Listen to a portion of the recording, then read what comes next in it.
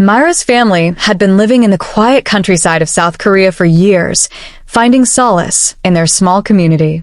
One chilly evening, Grandpa Gu, their kind-hearted South Korean neighbor, extended an invitation. His grandson, Gu Min, was visiting for the first time from Seoul, and Grandpa Gu couldn't wait to introduce him to everyone. The dinner was a grand affair, with Grandpa Gu bustling about, ensuring everything was perfect. Myra's family arrived with warm smiles and a pot of spicy jollof rice, a favorite dish they often shared with their neighbors. When Gu Min finally arrived, Myra felt her heart skip a beat. He was tall, impeccably dressed, and had an air of sophistication that seemed to belong to another world. His sharp eyes scanned the room briefly before he greeted everyone with a polite bow. Myra couldn't take her eyes off him, but Gu Min barely seemed to notice her, keeping his answers short and his expressions guarded. Grandpa Gu beamed with pride, recounting Gu Min's accomplishments in Seoul, while Myra sat quietly, feeling both awestruck and curious. As the evening wore on, Myra realized there was more to Gu Min than met the eye. Beneath his calm exterior, there seemed to be a story. Grandpa Gu was in high spirits, his laughter filling the room as he recounted stories from his youth. Myra's father, always the listener, nodded along, occasionally interjecting with questions that only encouraged Grandpa Gu to talk more. "You see," Grandpa Gu began, leaning forward as if to share a great secret, "Gu Min here is the pride of the family. Top of his class in university, now a big manager in Seoul. I told his parents they owe me for raising such a fine young man." Myra's father chuckled. "You've done well, Grandpa Gu. It's no small thing to see your grandchild succeed like this. Gu Min, you must be making your family very proud." Gu Min, seated at the end of the table, smiled politely but said little. He sipped his tea, his calm demeanor a stark contrast to his grandfather's exuberance. Myra sat quietly, her plate of food untouched. She couldn't help but steal glances at Gu Min. He was different from anyone she had ever met, not because he was from Seoul, but because he carried himself with a quiet confidence that felt intimidating and intriguing all at once. "Did you know," Grandpa Gu said, slapping his knee, "when Gu Min was a child, he hated vegetables? We had to hide them in his rice just to get him to eat." This time, Gu Min's lips twitched into a faint smile. "Grandpa, that was a long time ago." "Doesn't matter," Grandpa Gu replied, waving him off. "I'm just saying, Myra, sometimes you need to be clever to deal with children. Your parents probably know all about that, raising you." Myra blinked, caught off guard as all eyes turned to her. She managed a shy smile. "I think I was an easy child," she said softly. Grandpa Gu laughed heartily. "That's what they all say.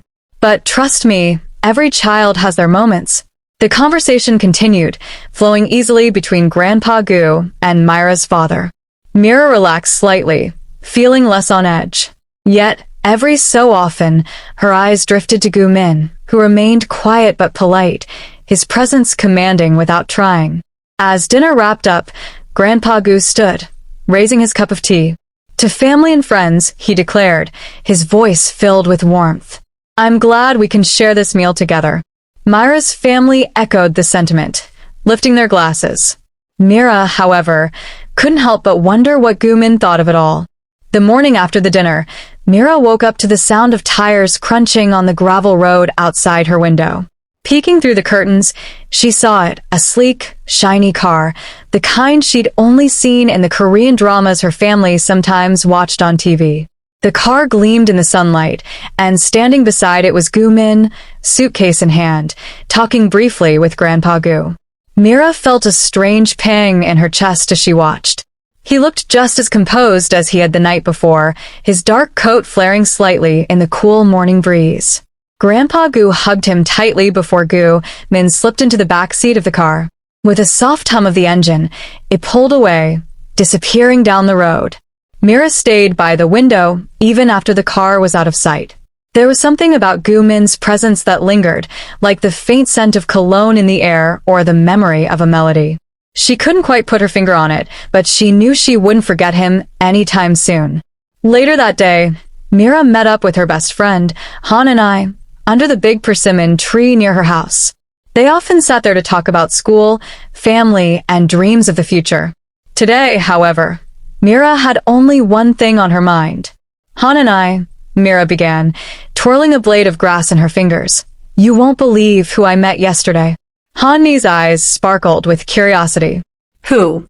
Grandpa Gu's grandson, Mira said, trying to sound casual but failing to hide her excitement. His name is Gu Min. He came from Seoul. He's so, she paused, searching for the right word. So different. At that, Han's expression changed. Her lips pursed, and her brows furrowed. You met Gu Min? Grandpa Gu's grandson? The one who's always on TV? Mira blinked. He's on TVs? Of course. Han and I exclaimed, crossing her arms. He's super famous in Seoul. My cousins talk about him all the time. He's always in those business magazines, and sometimes even on the news. And you're saying you met him first? Mira frowned, confused. I didn't know he was famous. I just thought he seemed important. Ugh. Han and I huffed, glaring at Mira. Why do you always get to see cool things before me? If I'd known he was coming, I would have gone to Grandpa Gu's house too. Mira didn't know what to say. She hadn't meant to upset her friend. It's not like I planned it, she said quietly. Han and I sighed, her irritation softening. Fine. But next time someone famous comes around, you have to tell me, okay? Mira nodded, a small smile tugging at her lips. I promise. Even as they moved on to other topics, Myra's thoughts kept drifting back to Gu Min, the way he carried himself, the faint smile he gave, and the car that whisked him away.